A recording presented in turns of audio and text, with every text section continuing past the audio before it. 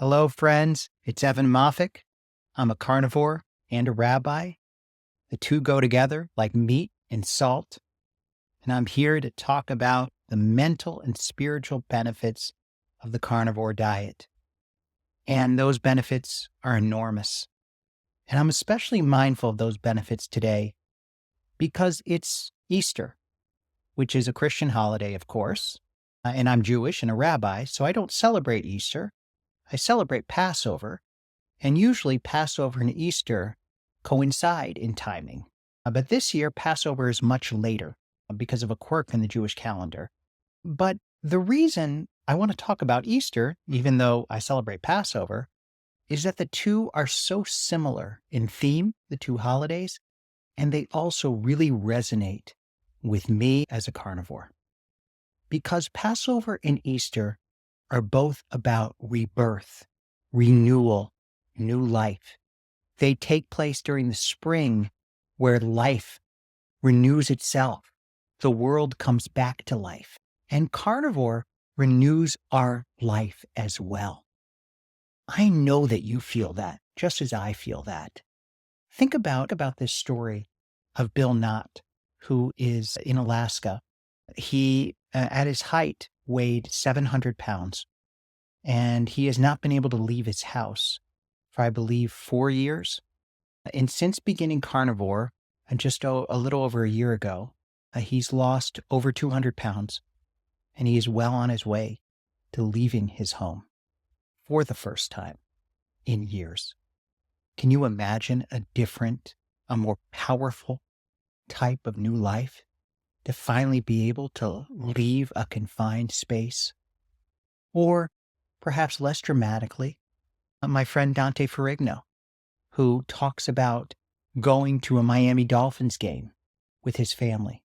And on previous family outings like this, a big day, a big weekend, he would feel sluggish and not really be able to engage with everybody, would be able to get by, to pass by like many of us do, but not feel fully engaged in what's going on.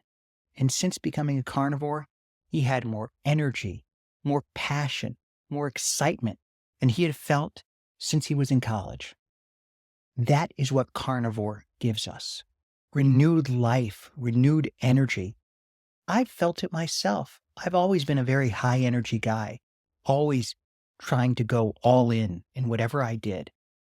But since becoming a carnivore several years ago, I have felt that all-inness in life to a greater degree than I ever have before. I've literally been able to do more, be more, act more than I have, again, probably since college. One simple metric I've used is the amount of writing I can do. I used to aim to write 500 words a day, and it would sometimes be a struggle. Now I can write 1,000 words a day, and it doesn't feel like a struggle at all. It just comes out. When I go walking, I never want to stop. My wife and I will walk the dog. I'll say, let's do another round. No, I'm tired. It's cold. No, let's keep going. That's what the carnivore way of eating does for us. It's truly life enhancing. And that's something I especially appreciate on a holiday like today. The second way that carnivore renews us, gives us life, is that it frees us from addictions, from just a narrow state of mind. The Passover story in Judaism is about God freeing the Israelites from Egypt. The Pharaoh had enslaved the Jewish people for 400 years.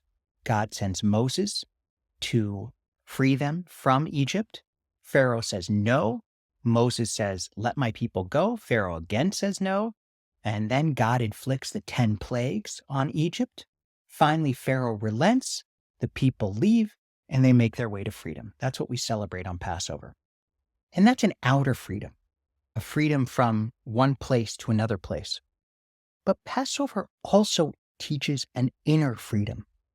In Hebrew, the word for Egypt is Mitzrayim, which also means narrow place. True freedom gets us out of the narrow places in our lives, places of addiction, the places of forced conformity, the places where we don't really choose, where we just follow what's come before us without really thinking about it and engaging with it. That's a narrowness. That's a type of slavery. Passover brings us into freedom, openness, abundance, freedom of thought, freedom of mind. And the carnivore way of eating does that as well.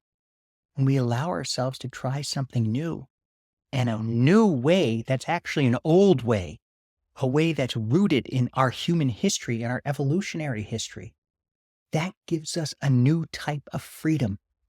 Our bodies aren't craving a constant high, a constant addition. We don't feel like we have to eat every 3 hours or else we'll get hangry. Our bodies, our minds are free from that worry about food. That's what carnivore gives us. It's an incredible freedom. It's hard to believe it until you experience it, but you actually think much less about food when you are nourishing your body properly. And carnivores know this. It's a wonderful type of freedom. It's a freedom in simplicity.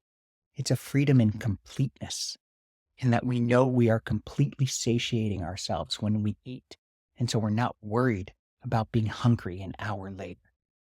It's a wonderful type of freedom. And on this day of spring, this day of renewal, and in Judaism, this season of freedom, I'm reminded to be grateful for that. The third type of renewal we experience on Easter and on Passover is the renewal that comes with extending our lives. As a rabbi, I am constantly reminded of how precious and fragile our lives are. I've officiated hundreds of funerals, and I visit with people who are suffering in their old age, people in their 70s and 80s who are debilitated, who have a hard time walking, who are struggling to live fully. And of course, there are many things outside of our circumstances. God knows, I know, many things we can't control. But why don't we try to control what we can control? If we take control of our health, if we nourish our bodies properly, we can give more life to our years and perhaps more years to our lives. And that's such a precious gift. The carnivore way of eating reminds us of what's important. It focuses us on our lives, on the precious moments of our lives. And we want to enjoy those, to soak those up as much as possible. And the carnivore way of eating gives us that possibility. We are meant to live long, healthy lives. That's how God created us. That's actually how our ancestors lived. We are often given an inaccurate picture of the past. The idea that the hunter-gatherers only lived into their 30s and 40s, that's not accurate.